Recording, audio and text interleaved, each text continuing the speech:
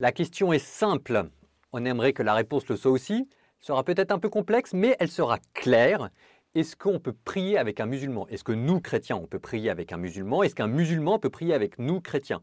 Pour une fois, ce n'est pas moi qui vais répondre à la question. J'ai laissé la parole à un spécialiste, à un islamologue, le frère Emmanuel Pisani. Il est frère, il est prêtre, il est dominicain, c'est un de mes frères, mais la différence, c'est que lui, c'est un pro. Il a étudié l'islam qu'il connaît par cœur, et c'est à lui que j'avais posé la question. C'est un extrait d'une conférence que j'avais déjà mis, mais pour vous donner envie de regarder cette conférence, parce que j'avais trouvé qu'elle était assez exceptionnelle, je vous ai sélectionné un extrait ici. Alors encore une fois, le son, l'image, tout ça, c'est pas parfait, mais je le redis, le contenu est vraiment très très bien. Allez-y, en espérant que ça vous donne envie de regarder le reste. Est-ce qu'on peut prier avec un musulman? On avait une question. Est-ce qu'on peut prier avec des musulmans? Ah, est-ce qu'on peut prier avec des musulmans? Alors, ça, oui, oui, je pense qu'on peut prier avec des musulmans, mais chacun prie à sa manière. Enfin, je veux dire, moi, je suis assez, je dirais, de faire attention à ces prières communes. Enfin, on ne peut pas prier avec les mots des musulmans, nous les chrétiens. Que de la même manière, les musulmans, ils ne pourront pas prier, ils n'iront pas à Notre Père. Mais on peut prier ensemble. Hein, plutôt, on est ensemble, mais chacun prie selon sa tradition religieuse. Voilà, ça c'est possible, oui, c'est possible. Maintenant, faites attention. Par exemple, quand il y a des rencontres de dialogue islamo-chrétien, on finit, alors les chrétiens font le Notre Père et les musulmans font la Fatiha. Eh bien, je ne suis pas sûr que ce Donc, soit une bonne idée. juste pour la Fatiha, donc le Notre Père, on est d'accord, tout le monde connaît, c'est la grande prière des chrétiens, pas besoin de dire. La Fatiha, c'est la première sourate du Coran, qui est en fait une sourate très courte et qui est, je vais le dire de manière simple, l'équivalent du Notre Père chez les musulmans. Donc la question c'est que va aborder le frère, c'est est-ce qu'un musulman peut dire le Notre Père et est-ce qu'un chrétien peut dire la Fatiha?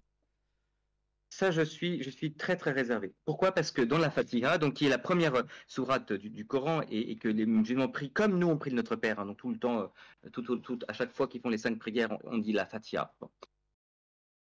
Il y a cette invitation à cette demande à ne pas être dans l'égarement, hein, et dans la voie qui conduit à la perdition. Bon.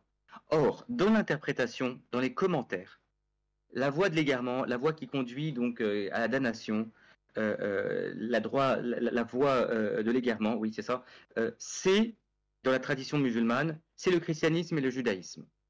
Donc, si vous voulez, un musulman, quand il récite cette fatiha, il entend la résonance de tous les commentaires, de comment la tradition comprend ces deux chemins de perdition. Et ces deux chemins de perdition, c'est le christianisme et l'islam. Et donc, si vous priez dans une rencontre avec des musulmans et y a vous faites vous dire, on va faire notre Père et vous faites la Fatiha. Oui, mais attendez, mais qu'est-ce que ça veut dire? Le musulman, quand il va faire cette prière-là, il va dire, Seigneur, préserve-moi d'être chrétien. Et vous êtes en train de faire une rencontre islamo-chrétienne et après, vous avez le musulman qui, dans sa prière, dit, Seigneur, préserve-moi d'être chrétien. Vous voyez toute l'ambivalence.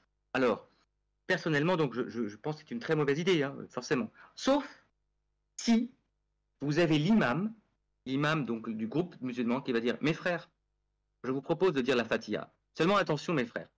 Vous savez que dans la Fatiha, quand on parle des deux voies, des garements, etc., on pense aux juifs et aux chrétiens. Mais vous savez que ça, c'est une explication des théologiens musulmans. Mais ce n'est pas ce que le Coran dit. C'était une interprétation parmi d'autres. Et nous, l'interprétation et ce que nous vivons avec nos frères chrétiens nous fait dire que nous ne pouvons pas poser cette interprétation-là. Et que ce n'est pas celle-ci que nous posons. Et que ce n'est pas ainsi que nous comprenons les versets. Ok, Si l'imam dit ça, ça change tout. Mais il faut qu'il le dise. Sinon, il y a un problème. donc ça veut dire qu'il y a une petite ambiguïté, ou plutôt il y a pas de, voilà, il y a une connotation antichrétienne dans la prière principale des musulmans. Ils peuvent la dire dans une prière interreligieuse, mais il faut d'abord enlever cette connotation. Rapidement. Ce qu'on peut faire, c'est que parfois, vous avez par exemple, le GRIC, qui est le groupe de rencontres islamo-chrétiens, qui a écrit une prière avec des musulmans, ou des chrétiens et des musulmans ont écrit une prière ensemble, où l'un et l'autre se retrouvent. Et ça, à la fin d'un groupe, ils peuvent dire ensemble cette prière. Pas plutôt prier ensemble, mais être ensemble pour prier, et chacun prie voilà, avec sa manière de faire. Alors, est-ce qu'on peut rentrer dans une mosquée? La réponse est oui. Ça dépend, dépend. pas au Maroc. Pas Pas au au Maroc. Maroc, il est interdit, mais ça c'est pour des raisons en fait qui viennent de l'époque où le Maroc était protectorat français. Est-ce qu'un musulman peut réciter le Notre Père rapidement? D'abord, un musulman ne s'adresse pas à Dieu en disant notre Père. Père n'est pas un nom divin, n'est pas un nom de Dieu en islam. Donc c'est très rare. Enfin, c'est pas. En fait, on ne verra pas Dieu qui dit un musulman dire Père. Ah bah ça n'existe pas. Sauf si on peut le voir chez des mystiques. Mais là, vous voyez, c'est le chemin mystique. Parfois, on trouve des mystiques qui vont dire Père, mais c'est exceptionnel et c'est vraiment des mystiques. Ok. Un musulman dira jamais Père. Sur un tout autre sujet, parce qu'elle me tanne pour que je lui pose sa question, elle a raison.